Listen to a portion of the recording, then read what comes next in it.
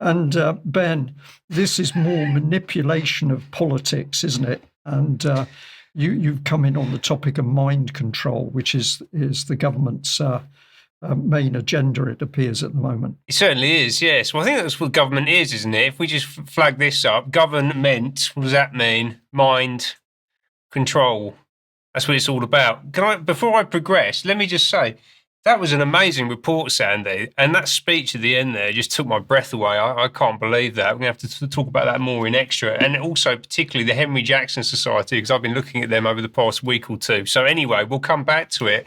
Mind control, government. What are they up to? What are they planning next? There is no better place to go to find that out than Policy Live, which happened 10 days ago, week before last, and it's powered by Nesta and the Behavioural Insights team. Nesta, the UK's social innovation agency, who are manipulating the social fabric, and the Behavioural Insights team, aka the Nudge Unit, who are manipulating our minds. Before I get into this, I'm just going to draw your attention to this organisation as well as a sidebar, but I'm going to come back to these lot over the coming weeks. This is Flint Global, which is a strategic consulting business which advises international businesses and investors on policy, politics, regulation and competition. So very expensive, polished advice from people with very privileged positions in the establishment, not least the co-founders. So first of all, this guy, this is Sir Simon Fraser, who, as well as being a co-founder of Flint, spent a long time in the Foreign Office. He was the head of the UK Foreign Office and Diplomatic Service. So he ran the whole embassy network for the British government. And he's also now currently the chair of Chatham House. Yeah, so he has a dual role here, making a lot of money with Flint while also enormously influencing policy at Chatham House. And then more pertinent to today's presentation, Ed Richards, who is also a co-founder of Flint, whilst being chair at Nesta in the Behavioural Insights team. So between these two, that is an extraordinary amount of influence coalesced into one place, one organisation. You've got the kind of blue-blooded establishment of Chatham House and the neoliberal progressives of the Behavioural Insights team together in one place. And as I say, we'll come back to Flint Global. I just wanted to register that with you because that will give you a little bit more context to what we're going to talk about as it relates to Nesta Live. But let's hear now from Ed Richards, chair of Nesta and the Behavioural Insights team, talking about the challenges facing the political classes in the UK in 2025. Firstly, there is a frustration in the country that we can't somehow quite agree how to tackle the important problems of the age. That is partly a problem of the polarised politics of the age, but it is certainly a problem. The second would be that there seems to me to be a widespread concern that somehow some challenges are now almost insoluble, that they're just almost too difficult for us to solve. The third would be a concern, a worry that somehow government itself can't effect change in the way that it once could. It seems to find it harder and harder to address some of the complex challenges that we face.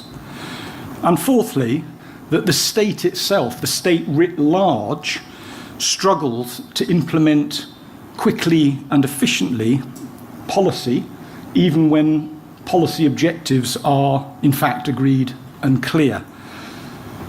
I was talking to a friend of mine yesterday in France, and she said to me that France is in fact now almost ungovernable. And it reminded me for a moment of the debates in the 70s about the UK being ungovernable. Some of you will remember them. I don't think you could say that about the UK, not with a government with such a clear and strong majority. But there is a concern, I think, about the degree to which government can govern in a way that meets the challenges of our age. Government can't govern.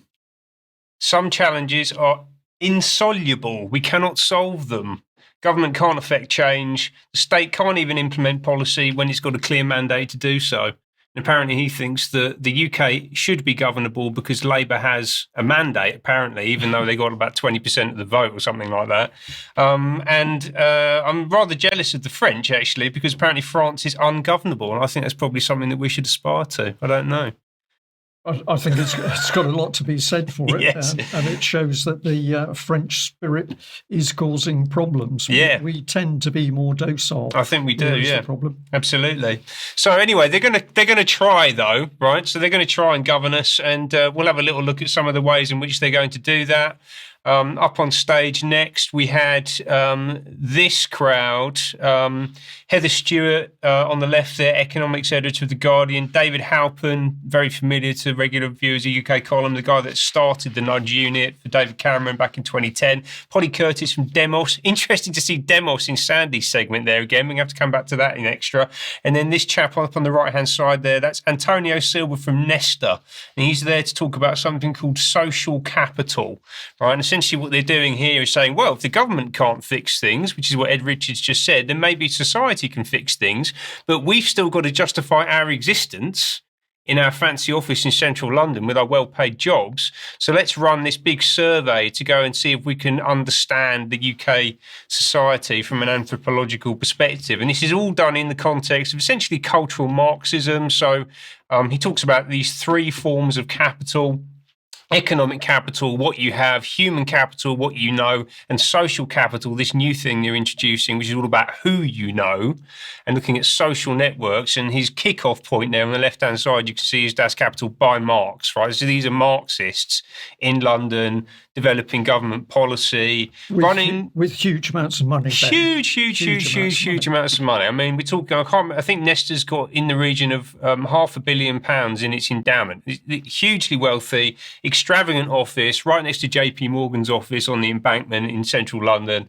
And this is what they spend their time doing, right? And what do they run? They run a national study to look at 6 billion friendships in the UK. Now look at this, social capital, reading from the top lines. They looked at social networks of 58% of the UK population. So it's 20.5 million anonymised Facebook users. Well, were they?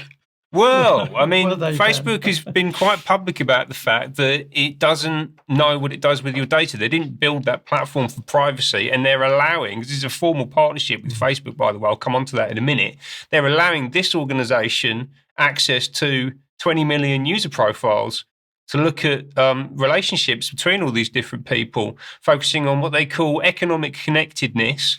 So looking at high-income friends that low-income people have. So they're trying to understand the connections between different strata in society. They're also looking at things like social mobility, which comes from a different data set. And then they ran a survey looking at well-being, which is about satisfaction, life satisfaction, how much people trust each other. That comes from a separate survey. And actually, it was quite entertaining because he was rather disappointed that actually in the UK, friendships do bridge economic divides, significantly more so than in other countries, which I don't think is what he was expecting to find out. There's enormous diversity in the population. The class divide is actually much less entrenched than people think. People from the lower levels of society have lots of friends in the upper levels of society, or certainly the higher earning levels of society, I think we should probably say. And the entertaining thing for me about this is what you get with these studies is that it's all done on data. And they never actually say, we went out and spoke to some people. Yes, it's all spreadsheet based, basically. And we didn't find an issue, but we're still going to make a load of interventions. So we then end up with, we've got to redraw all the school catchment areas, and we've got to create a new community ownership fund, and we've got to get government investment for socially mixed sports facilities. Even though there's not really anything particularly wrong in the country, we've got to intervene in it anyway, because obviously we need to, as I said before, justify our resistance. And obviously this guy, he's not English. So his name is Antonio Silva. So I'm guessing he's Spanish or Portuguese, potentially. I'm not sure. Martin Wessel was the guy he worked with. Sounds like a German name to me. And actually Halpern, in the response to this, makes some comment about not liking the way that Anglo-Saxons position park benches, and actually thinking that he would need to intervene to change that, which is, just kind of astonishing, really. And given the fact that they haven't found an issue with the class divide, I think they kind of got down to business and really opened up what this was all about when they started to talk about immigration. Let's have a little listen to this. Is this also part of the recipe for dealing with absorbing quite large-scale immigration in the way that we've had, and forming more cohesive groups, or not dividing, or dealing with some of the issues that Polly was sort of gesturing at there? That, you know, is this part of the recipe for you know, forming closer connections, whatever your background, whatever your... It can be. It has been historically. There's another commission, there's several running at the moment, but one on community and cohesion, which is looking at some of those issues more broadly. And it took its first evidence session, and I would say it was a fantastic presentation of somebody, a reasonably well-known figure, but who grew up in the East End or whatever, but was contrasting about how, you know, you look back at his father's generation, whatever. If you're in East End, it was a melting pot for lots of reasons. You know, as he rather elegantly put it, you know, we all learn a bit of Yiddish and we smoke a bit of pot, and you know, it's like you can see it happening. But then, in contrast, what also happened in a lot of those periods, if you go back, you know, 2-3 generations, you get a lot of areas which are actually white only in other parts of the country, and actually they're the ones that are really most worried normally about immigration, where you don't see those populations. So it's not just a sort of contact hypothesis writ large, but it looks a lot like it, right? Yeah. It's not a real world example, but we're running a big programme on deliberative policy making around immigration at the moment.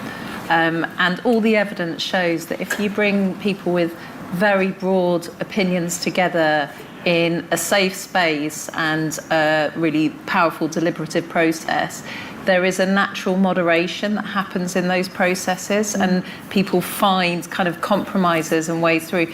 And it's what we talk about, kind of like a MIMBY majority kind of effect, that actually at the moment our kind of public debate is being so driven by the extremes. When you bring people together without those kind of like extreme drivers in the room, people find kind of ways through those very kind of seemingly toxic debates. Arrogance is what I pick up, Ben. Unbelievable arrogance. Yes. They are the intellect, and those other people are not capable of making sensible decisions. Well, they're to be managed and cajoled and moved around, and it's really the white-only areas that are the problem. But if you get your hands around them and kind of force them into it, then ultimately the whole thing kind of moves along, right? Really, really.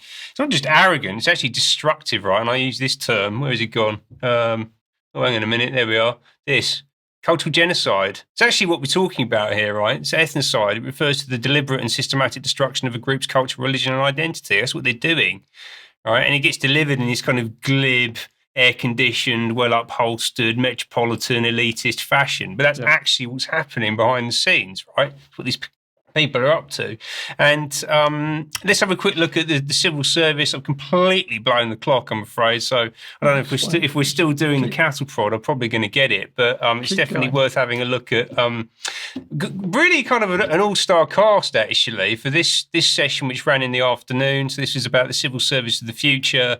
You have their various perm sex secretaries. So I just flick on, we can see Ed Richards comes back. He's hosting the thing on the left-hand side there. We then have Gus O'Donnell, formerly known as God, who was the cabinet secretary under Cameron, I believe it was, for many years. And then Dame Tamara Finkelstein on the end there, who's just left DEFRA, where she was permanent secretary. And then Susan Ackland Hood in the middle, who's the permanent secretary of the Department for Education. This was really interesting, actually. I've got to say, like a kind of glimpse into what's going on in the civil service. Gus O'Donnell was quite forthright. We're going to run a clip of him in a moment. But basically, he said that we're at a stage where more than ever before, people want the government to do things, but they don't trust the government. And I actually think that this is an issue. It's not. They want stuff done. They're looking around, and the government is the thing that's there. What they don't realise is actually we need to sort the stuff out for ourselves. Government should have nothing to do with most of the issues that it's getting involved in. Ackland Hood delivered a classic civil service line, where she said, "The civil service is getting better, but the world is getting worse faster." It's not our fault. And then Finkelstein, she's concerned about change, actually, and this idea that maybe they might be bringing political appointees in to run civil service departments like they do in the US. And she was kind of terrified, actually, that someone like Farage might come in and start messing around with the top levels of the civil service. But Gus O'Donnell delivered some rather brutally honest thoughts about what change actually means when proposed by politicians. So let's have a listen. What does structural change mean in the context of that kind of challenge from the political leadership? I would start by saying the Prime Ministers, when they say those sorts of things, have absolutely no idea the answer to that question. Right? When they talk about rewiring the state, they honestly don't know what they're, okay, so, how do you want to do this? What are you thinking about? Nothing. So you do need to realise as a civil servant that, and this sometimes people forget, it's an incredibly political job, right? You do have to understand the way in which politicians work, what matters to them, and how to think about, for example, on delivery, how to get them interested in delivery. It's every Prime Minister I've ever worked with is like, ooh, another foreign trip. Oh, this is good. They treat me really well. The foreign press ask me proper questions about policy. It's great. And I've left behind all those fights about, oh my God, the internal party fights, So you can understand why they get really attracted to doing foreign policy, and you have to drag them back to the domestic stuff. I just say I enjoyed that because he's clearly been out of office for quite some time, because he was very honest about his interactions with prime ministers who basically don't know anything. It sounds about right. This is true. While that video was playing, I was having a look at a UK column printed newspaper from 2011 where we were warning that the Cabinet Office was working with the French to implement political applied psychology to change the way people thought and behaved. And of course, Gus O'Donnell was one of the key attendees in that 17th of December meeting. The meeting was actually December 2010, but UK column reported on it 2011. Dangerous stuff. Absolutely. And so many of the same characters who've just been there consistently through the piece. I'll just wrap up very quickly with what came up at the end of the day. This is very important. We're hearing a lot of talk over the past few days about digital ID schemes, and the blockbuster one that's always held up is the Indian one. And they had this guy, Dr. Pramad Varma, who presented. He was the chief architect for the digital ID scheme in India. It's a huge program. They've built a social credit system in their enormous country, 1.4 billion people, 22 languages, 12 religions, and they've transformed it through what they call formalization, especially bringing people formally into the economy. They brought 1 billion people into the economy that weren't recognized, like they didn't know who these people were at all, and they're now being brought in. Obviously, this is presented as a good thing, so they can now participate in the marketplace and be given lots of money through digital payments and government benefits and that kind of thing. But ultimately, a lot of it is about what you can see on the right-hand side there, taxation. Now we know you, we can tax you, and we can exert influence and power over you. It's a big part of it. They developed the whole technical architecture. It's been successful. It's been implemented. It's public-private partnership. They're rolling it out to the entire society, essentially. And this is right at the top of the agenda for UK government, and they're looking at India to help them implement this. So that was an important part of the day that I thought I'd just end on. Thank you very much for that, Ben. And lots to talk about in UK Column Extra after today's news. Let's just move on with a big thank you to everybody who's supporting UK Column and taken up a monthly membership or an annual membership with us, or purchasing through the shop or making donations. If you're not already doing that, just go to the UK Column website and click here to support our work. We're immensely grateful for all of the tremendous support we get. Now, we'd just like to say that things continue to move towards the 18th of October for UK Column on Location. We are really excited about this event. Now, as we've been saying for some time now, we are sold out of tickets, but you do have the opportunity to view it live stream. So think about that. If you're not able to attend in person, but you still want to join in with proceedings, we'd love to have you there.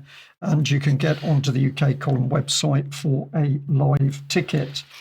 Now, I need also to mention that although we're sold out of tickets, we have got a reserve list. And we know that sometimes, due to circumstance, people can't actually attend on the day. If possible, we'll try and help them do something about that. We can't guarantee to do that. But if you're not on the reserve list. You might choose to put yourself on that list, and should a ticket become available, then we can deal with that on a first come, first served basis. Also like to say that there's one bed in a twin room, which is also now available. That would be for a lady.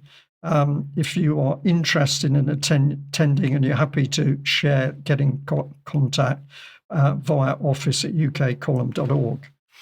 And coming up, we've got germ warfare tonight at 7:00, and that's Sasha Ladipova on COVID, Trump, CIA and the military. And Tuesday at 1 p.m, we've got an interview that Mike conducted, and the subject is Croatia not willingly going to war. Now, this is with a gentleman who's a political commentator in Croatia, and this is really good because we're getting the truth of the matter out from inside the country itself. Now, I'm delighted to say that we've been engaging with a little bit of an artistic initiative, and let's have a look at this little clip to understand more. 1,000 Words is coming to UK Column. Watch Katie Jo Murphy, co-founder of Hope Sussex, sit for her portrait whilst deep diving into life, the universe and everything. First episode airs this weekend on UK Column.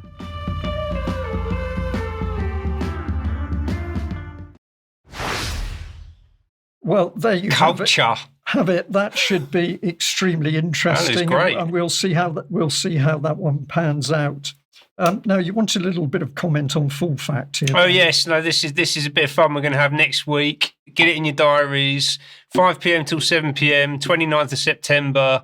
Full Fact CEO Chris Morris is doing very bravely, I should say, doing an AMA, an Ask Me Anything session on Reddit, and we're going to go along and ask him lots of very polite and pointed and intelligent and probing questions to account for himself. Good. See you there. We encourage people to join.